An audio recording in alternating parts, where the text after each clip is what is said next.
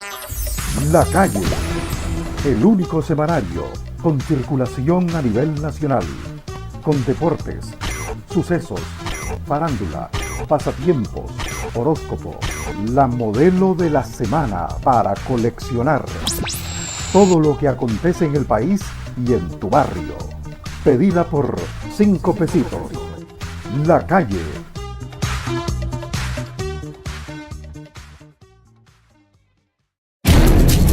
Transmitiendo por una expresión libre en Nicaragua, Radio El Pensamiento, 880 kHz y para el mundo, radioelpensamiento.com. Radioelpensamiento.com. Radio El Pensamiento, la emisora más libre para opinar e informar.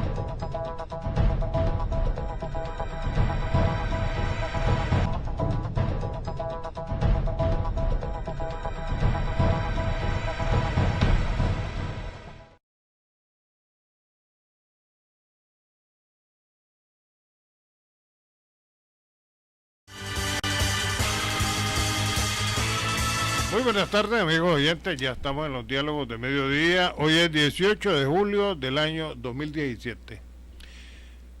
En la víspera, Javier, de el triunfo de los sandinistas y el derrocamiento de Somoza. Sí.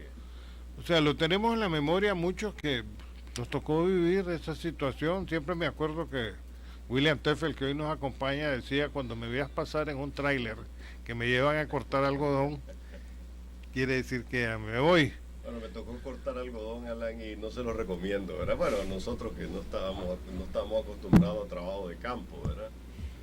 Así es que cortar algodón, para los que fueron a cortar algodón, no fue así nomás. ¿A vos te tocó, William? No llegué a ese extremo. En esta víspera realmente Managua estaba encendida, había una lucha, había muchos muertos, y esto lo digo para las nuevas generaciones. Ya Somoza se había ido el 17 de julio, porque por eso le llaman Día de la Alegría, y había asumido como jefe de la Guardia Federico López, que realmente nunca asumió, se corrió. Y el famoso discurso del presidente Urcullo Meleaños, que dijo que había que deponer las armas ante el altar de la patria, y eso fue su caída. Cuando me tocó llegar al aeropuerto el 19 de julio, ahí empecé a conversar con Nicho Marenco, a quien conocía por los safaris que se hacían cuando Nicho estaba en el Ingenio San Antonio. Era muy regalón él para esa época, los periodistas que llegábamos, y me dijo unas palabras, Nicho, que probablemente debe acordarse. En aquella época Nicho estaba muy joven y tenía un raro parecido con Fidel Castro. Mira, Alan, si Urcullo nos ha entregado el poder, lo hubiéramos despedido con una parada militar. En ese momento apareció Bayardo Arce, lo saludé, y un periodista americano que me dijo de que él no hablaba bien el español y que quería que lo entrevistara en idioma español. Entonces entrevisté a Bayardo, y siempre voy a recordar algo que yo le dije: comandante. No soy comandante. Parece que ese día resolvieron quiénes iban a ser el componente de la Dirección Nacional Conjunta. En esa misma ocasión, estando en el aeropuerto de Las Mercedes, en aquel momento, bajó un avión que decía United States of America. Yo estaba ahí.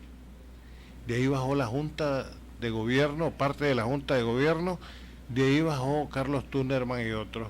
¿Cómo bajó el avión? No sé, porque la torre de control y todo eso estaba tomado por los sandinistas. Pero vinieron en un avión que decía Estados Unidos de América. Bueno, eso habría que verlo, Alan. ¿Estás seguro? Totalmente. Porque dicen que no, yo lo dudo mucho. No vinieron de León, no estaban en León ellos. Sí, ellos fueron a León. Pero vino ese avión, allí venía Carlos Tunerman, que podemos entrevistarlo y él puede, seguramente en la posición que ocupa ahora, podría aclarar muy bien las cosas. Yo estuve llegando, Javier, durante todos esos días previos al 19, porque me cruzaba donde tu mamá para el aeropuerto y empecé a ver el desfile de la gente. Siempre me acuerdo de Miguel Ángel García de Galleta, que me dice, voy a estar un tiempo fuera, no creía en lo que venía aquí, porque aquí viene mucha plata, me dice. O sea, era otra visión. Era otra visión que había de las cosas. Después empezaron los discursos, las provocaciones, los desafíos, y se tensionaron las relaciones con los Estados Unidos, que siempre las consideré que fue innecesario eso, ¿verdad? Porque no había por qué estar ofendiendo tanto. Después todo lo que ocurrió, siempre recuerdo a Alfonso Robelo entregándole un galil a Fidel Castro en Cuba con el pañuelo rojo y negro amarrado en el pescuezo. En esa ocasión le tocó a Alfonso Robelo acompañar a Bayardo Arce, casualmente, que también viajó a La Habana, y fueron presentados por el comandante Castro en un acto de masas que se había producido en La Habana. Pero esa fue mi impresión en el primer momento. Al día siguiente estuve en el Palacio Nacional, ahí llegaron los revolucionarios y le hice una entrevista a Humberto Ortega y otra a Henry Ruiz. Humberto Ortega, yo le hice una pregunta que si venía un gobierno tipo Cuba, y dijo lo siguiente. Claro, Humberto en aquella época no tenía que caer muerto, no hay que tenerle miedo al socialismo. Henry Ruiz, digamos, bastante evasivo, pero me dio la entrevista. En esa misma oportunidad entrevisté al doctor Aquiles Centeno Pérez, y entonces había alguien, ya habían internacionalistas ahí, le hizo un dibujo al lápiz, y entonces él le dijo, ponerle Aquiles Centeno Pérez, magistrado de la revolución. Aquiles y yo tuvimos una gran amistad, me decía látigo, porque decía que mis críticas eran muy duras. Posteriormente ya, cuando los sandinistas se instalaron, porque no me puedo quejar en ese sentido, Javier. Mientras aquí los sandinistas, o el gobierno de esa época en la que estaban todos estos comandantes que están ahora exilados en el MRS, siempre critiqué fuerte y me dejaban hacerlo. Aún se mantiene ese periodismo crítico de hoy en día, pero vale la pena hablar del día de mañana, 19 de julio, que fue el derrocamiento para mí de Somoza, porque aquí nunca hubo revolución. William, tu experiencia. Revolución, sí, hubo guerra, no solo, ¿no? Eso fue guerra, para derrocar a una dictadura. Para derrocar una dictadura, pero sí hubo una lucha armada, pues, por años, pues. Yo me acuerdo, inclusive, yo conocí personalmente a Ernesto Fernández, que así se llama ahora el mercado de Masaya. Anécdotas de historias sobre esto.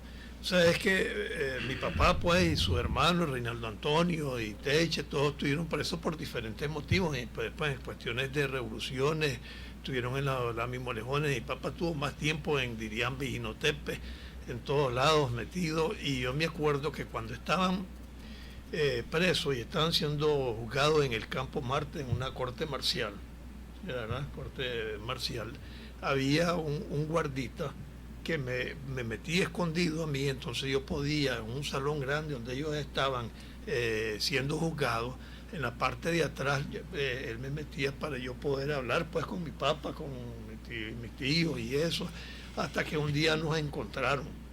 Entonces, a él, como guardia, lo reprendieron y se lo llevaron, y a mí me sacaron a fajazos de los fajones militares que tenían, ¿te acuerdas? Aquellos verdes, olivos. A fajazos me sacaron del Campo Marte, porque esto fue en el Campo Marte. Nunca se me va a olvidar.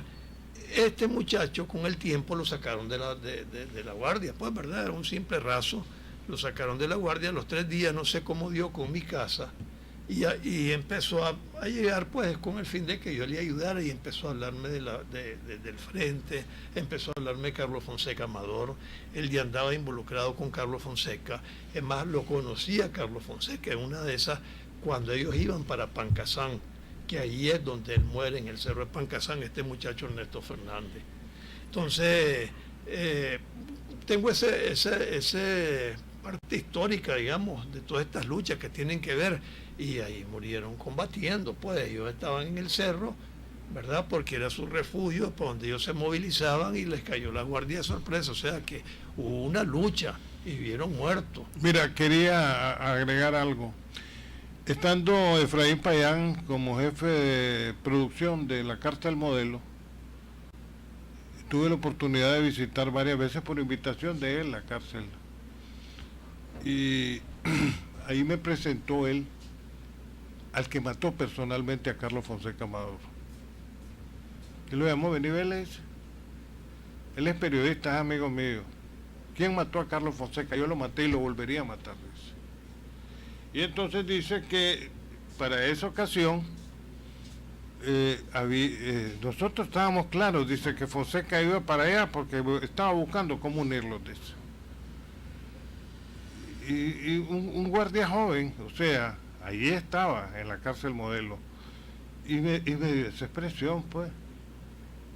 Payán los conoce muy bien a todos porque era modelo realmente el sistema productivo que tenía en esa época la Cárcel Modelo, que le antecedió al gobierno de Somoza, ¿verdad?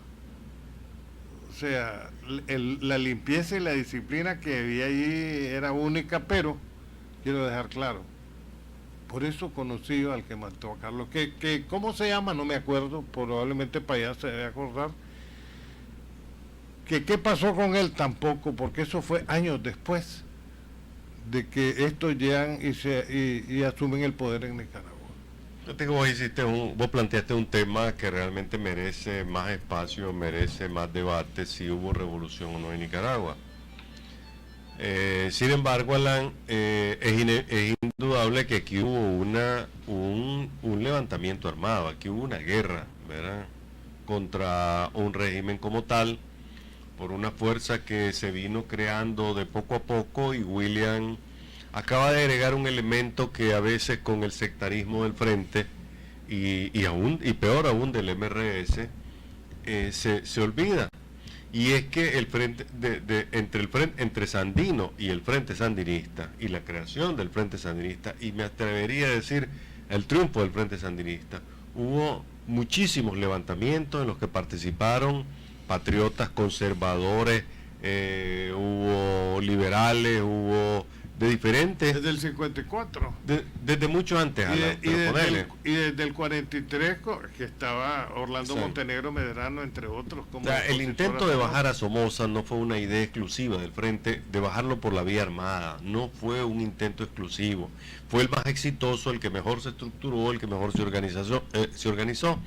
Pero realmente, o la misma Mollejones, donde cae preso tu tío Reinaldo Teché, Reinaldo, exactamente, y William, ¿verdad?, que también fue mal organizado, ¿verdad? Ellos llegan a los cerros vecinos, o la misma Mollejones, allá en Chontales, en el centro de Chontales, cerca de Villa Sandino, y realmente era un montón de intelectuales, profesionales, que de guerrilleros no tenían mucho.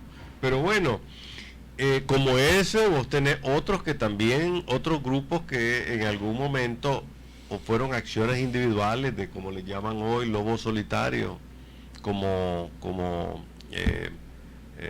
Rigoberto López Pérez, fue un lobo solitario, un hombre que actuó solo, a grupos, digamos, más o menos estructurados, o otros como el de Jinotepe también, en la que cae la toma de Irián Jinotepe. O sea, Alan, la historia, y por eso yo a veces critico mucho al Frente, porque trata de proyectar las cosas como que el Frente Sandinista fue el único que luchó en este país.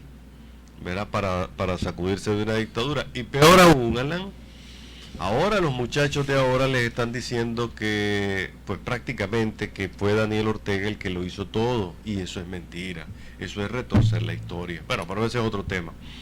Ahora, ¿hubo o no hubo revolución en Nicaragua? Bueno, aquí hubo reforma agraria, Alan.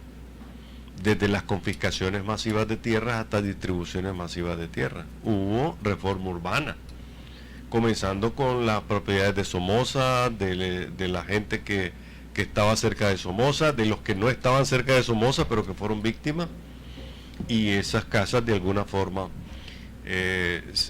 hubo grandes inversiones, confiscaciones de tierra, cambio del modelo productivo que hubo en el país.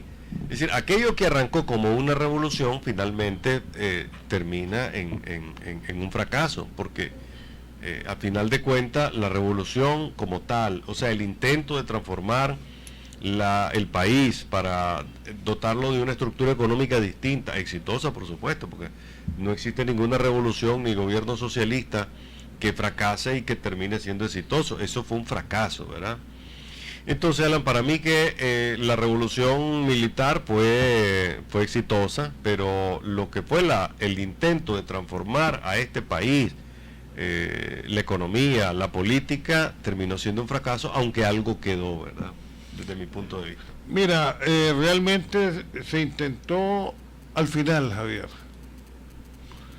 Estoy viajando con Daniel, venimos de América del Sur, y le dije a Daniel, ¿y esta gente cómo queda? A mí me tocó acompañarlo en muchos viajes. No viajé tanto como vos, pero viajé bastante con Ortega. Vos viajaste con los comandantes. ¿Por qué? Me dice, hacete una reforma urbana, hacete una reforma agraria. ¿Cómo es eso, Alan? Los que no tienen casa. La reforma agraria en el campo. Llamen al cura. Y entonces estaba ahí Payo Solís, íbamos en el avión. Y llegó el padre Escoto. Mira, Leo, con él no quiero hablar porque siempre lo he criticado, ¿no? Decirle tu idea. De ahí se produce una llamada, esta historia, en el vuelo, entre Santiago de Chile y Río de Janeiro. Está Carlos Núñez de presidente de la Asamblea Legislativa. Y se produce un esfuerzo final de reforma agraria y del asunto de las empresas. Ahí negocié esta radio también. Entonces, se lo expliqué a Escoto. En la plática también yo le había platicado con Daniel y le dije yo, ¿por qué le quitaron la finca Roldo Alemán? Me dice, ni cuenta me di que confiscaron al Renco, me dice. Decirle, me dice, que fue Daniel Núñez y Jaime Willow lo de esto. Yo no me di cuenta. Pero yo me comprometo a que se le devuelve. Hay un atraso para la devolución de la finca de Arnoldo Alemán, y eso se acuerda muy bien porque antes, cuando era pobre, llegaba a mi casa todos los días. Y entonces me tocó llamar al padre Escoto y le dije, padre, no le devuelven la finca a Arnoldo en el Tribunal Agrario. Y si cae la violeta, le digo, como va a caer ya en los días finales, sencillamente aquí lo que va a ocurrir es que ahí va a ser una cooperativa y esta finca fue bien habida de parte del papá de Alemán. Entonces, ¿de cuántas manzanas? Entonces dice Daniel, le dijo al padre, decirle a Alan que llegue Alemán mañana al Tribunal Agrario, que mañana le devuelven la finca. Y así se la devolvieron, Javier. O sea, son anécdotas que ocurrieron, a como también cuando estamos negociando esta radio, que originalmente Somoza no quiso dármela porque le pedí una frecuencia. Yo me acuerdo, Javier, que ya no le querían hacer caso, y no quiero mencionar nombres porque yo los miro que ahora andan medrando y de huelepedo otra vez. Esta gente decía, si ya Daniel ya se va, ya no manda. Son las realidades del poder, Javier.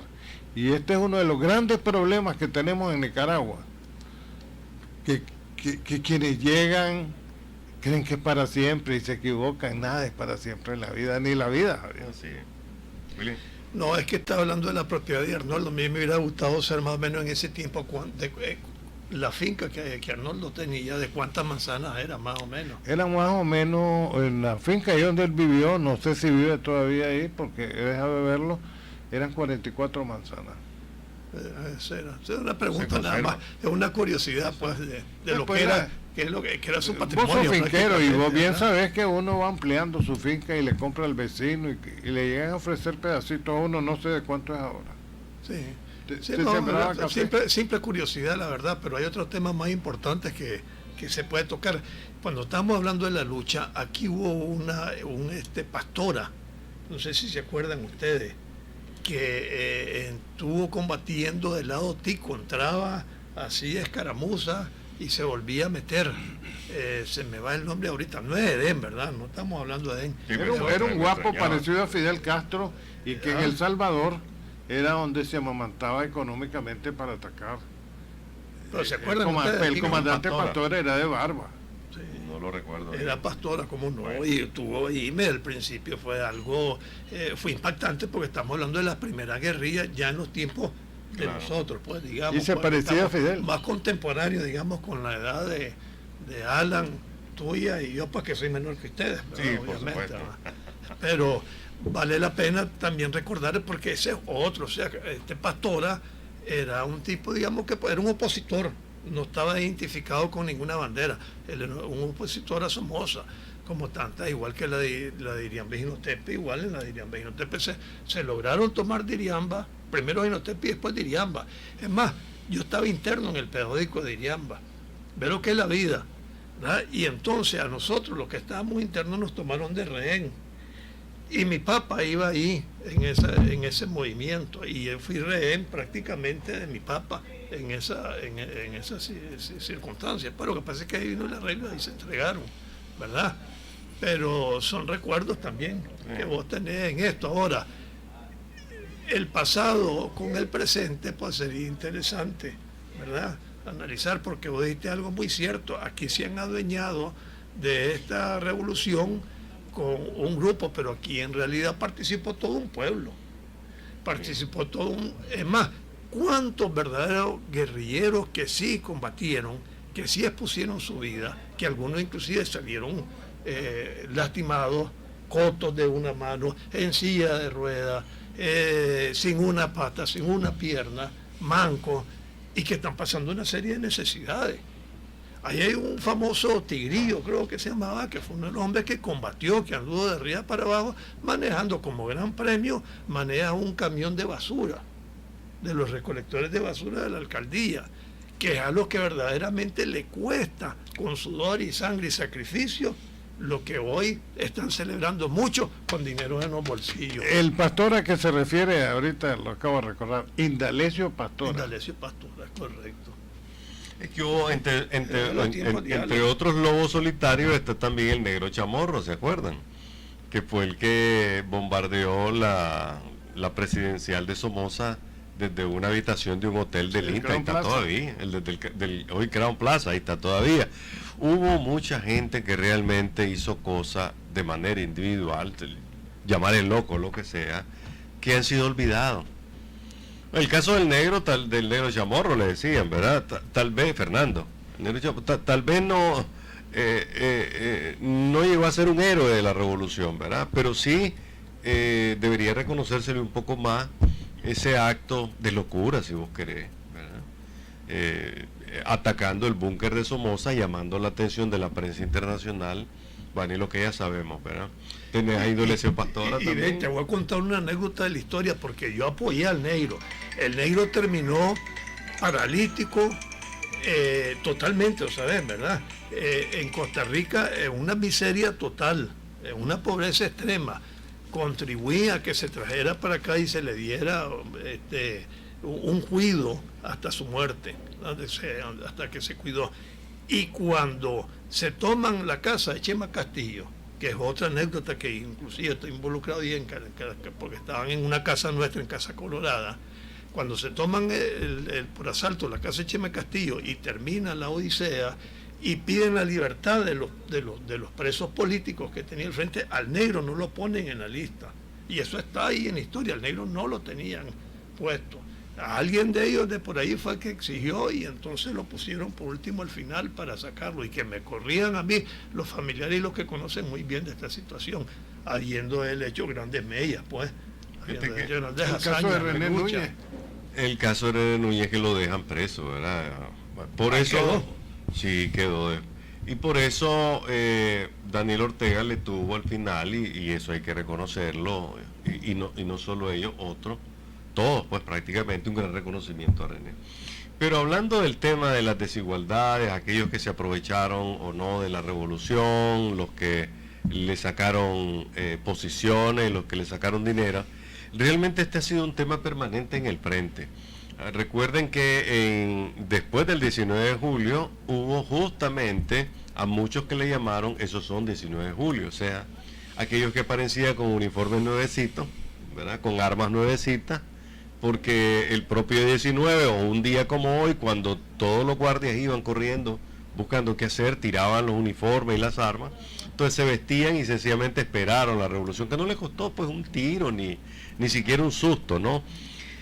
Habían también anécdotas como de que León hizo la guerra y Granada se quedó con los guerrilleros y las posiciones, porque pues decían que los comandantes guerrilleros y los comandantes de la revolución terminaron casándose con las hijas de los granadinos y que por eso pues los habían colonizado de alguna manera. Es decir, el tema de las desigualdades siempre estuvo presente en el frente. Muchos se consideraban, aún en los años 80, que no les habían dado la posición que merecían, mientras otros, 19 de julio o granadinos o granadinas casadas tenían mejores posiciones, ¿verdad? Eso fue real. Sí. Y hoy es peor en el frente, Alan, porque hoy las diferencias económicas son mucho más evidentes que entonces, ¿no? Yo quisiera solo para apoyar la tesis de Javier, y es correcto. León puso las batallas porque en Granada no se combatió al nivel que se combatió en León, y León puso muertos, puso combatientes, puso heridos, pero los granadinos son los que ocuparon las posiciones de gobierno, de prebendas y cuestiones. Pero no nos vayamos muy largo. Igualmente pasó cuando en el caso de Doña Violeta. Cuando Doña Violeta ganó, yo me fijé porque yo lo vi eso, quienes fueron casi todos los funcionarios administrativos con grandes prebendas y todo eso, son personas que no tuvieron que ver con la lucha, en este caso con la contra, porque igual se trató de sacar un sistema que estaba equivocado, porque esa fue la lucha de la contra. La contra al final triunfó, ¿verdad? Porque se logró que el sistema saliera lo que estaba malo, pues el sistema que estaba yéndose por el camino equivocado, como sean las cosas. Pero ¿qué pasa? Lo lógico era que las personas que se involucraron en esa lucha eran las que tenían que haber estado en posiciones beligerantes administrativas del gobierno. Y aquí no se tomó a nadie en cuenta de la contra. Todas eran personas que vinieron de Miami, de Costa Rica, de Panamá, grandes ejecutivos que estaban en aire acondicionado en su oficina, en cualquier lugar, y vinieron a llenarse los bolsillos de plata, porque a Doña Violeta no se le puede señalar definitivamente una mujer honesta, transparente, y ella puso dentro de su conocimiento lo que ella podía hacer, ¿no? Que hay que reconocérselo. Pero una serie de pacotillas que puso de administradores, pues que pusieron a administrarla, todos sabemos de dónde vinieron y cómo salieron, pues. Desgraciadamente esa ha sido la historia de nuestro país. Sí. Bueno, el tiempo se nos fue, Javier, ya está sabia ahí. Así es, Alan, vamos mañana la radio está de vacaciones, ¿no? Vamos a ahorrar energía. Así mañana. Uno de los problemas de los muchachos es el transporte. Sí, mañana es un día complicado, además, día libre, parejo, nacional, cierran los bancos, cierran las instituciones. El comercio, pues hay supermercados y comercio que no van a cerrar, ¿verdad? Pero los bancos cierran. Tampoco, a propósito, aquellos pues que no han sido, que no se han informado correctamente, tampoco Trinchera de la noticia va a circular mañana, pero el 20 sí, estamos de nuevo en circulación. Hizo una aclaración el BAN, pero dice que ellos no están en el lavado de dinero, pero muy escueta, ¿verdad? Habló... ¿Qué quería la Biblia? ¿Ah? La Biblia quería. No, tienen que ser más claros. Yo le estoy dando seguimiento a esto. ¿verdad? Pero por lo que entiendo, Pero hay un silencio oficial. ahí no tenía en cuenta, Alan. Hay un silencio oficial en todo esto. A mí me parece que Víctor Urcullo tiene que dar la cara. Es que el yerno de Tacho se cuida mucho. Bueno, ahí tenés otros, pues, mira. ¿Cuánto le costó la revolución y las luchas sandinistas a Víctor Urcullo? Absolutamente nada. Absolutamente nada, y ahí está. Y es intocable, pues. Bueno, hasta el próximo programa.